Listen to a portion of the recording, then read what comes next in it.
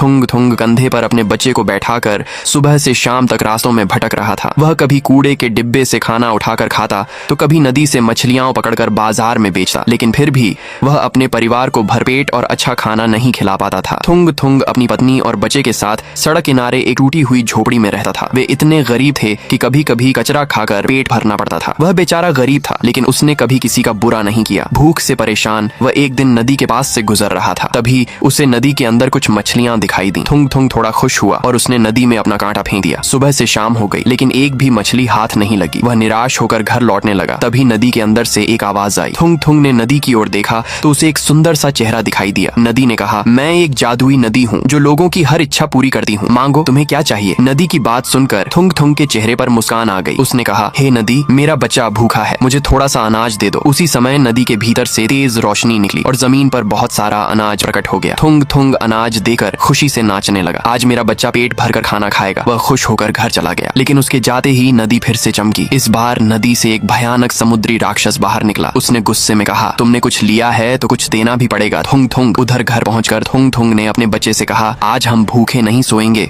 जितना मन करे उतना खाओ। उस शाम उसके घर में खुशी का माहौल था। पहली बार उसके परिवार ने भरपेट खाना खाया और चैन की नींद सो गए। लेकिन अगली सुबह जब थुंग थुंग उठा तो देखा कि बाहर तेज बारिश हो रही थी और झोपड़ी की छत से पानी टपक रहा था। ये देखकर वह परेशान हो गया। यह घर भी ना थोड़ी सी बारिश में टपकने लगता है। वह दुखी होकर रोने लगा। तभी उसे फिर से उसी जादुई नदी का ख्याल आया। वह बारिश में ही घर से निकलकर नदी की ओर चल पड़ा। उसके जाते ही वही नदी का राक्षस उसके घर पहुंचा और उसके बच्चे को उठाकर ले गया। उधर नदी के पास पहुंचकर थुंग थुंग ने रोते हुए कहा, हे नदी, मेरे घर की छत से पानी टपकता है, मुझे एक पक्का मकान दे दो। नदी फिर से चमकी और उसकी झोपड़ी एक बड़े पक्के घर में बदल गई। थुंग थुंग खुश होकर घर लौटा, लेकिन जैसे ही वह अंदर गया उसकी पत्नी जोर जोर से रो रही थी। उसने पूछा, क्या हुआ? तुम घर देकर रो रही हो क्या? उसकी पत्नी रोते हुए बोली, तुम्हारी वजह से नदी के राक्षस ने हमारे बच्चे को उठा लिया। यह सुनकर थुंग थुंग सदमे में आ गया। अब उसे समझ आया कि वह नदी सिर्फ देती ही नहीं, बदले में लेती भी है। वह भागता हुआ फिर नदी के पास पहुंचा और बोला, हे नदी, मुझसे बहुत बड़ी गलती हो गई, मेरा बच्चा मुझे वापस दे दो। नदी में फिर हलचल हुई और वही समुद्री राक्षस बाहर आया। उसने कहा, मैं तुम्हें तुम्हारा बच्चा लौटा दूंगा, लेकिन जो कुछ तुम्हें मिला है वह सब वापस ले लूंगा। थुंग थुंग ने बिना सोचे कहा, ठीक है, बस मुझे मेरा बच्चा लौटा दो। नदी के भीतर से तेज रोशनी निकली। जब रोशनी हटी तो न पक्का घर था, न अनाज का ढेर, फिर वही पुरानी टूटी हुई झोपड़ी थी, लेकिन सामने उसका बच्चा खेल रहा था और उसकी पत्नी मुस्कुरा रही थी। अब थुंग थुंग गरीब था, लेकिन अकेला नहीं था।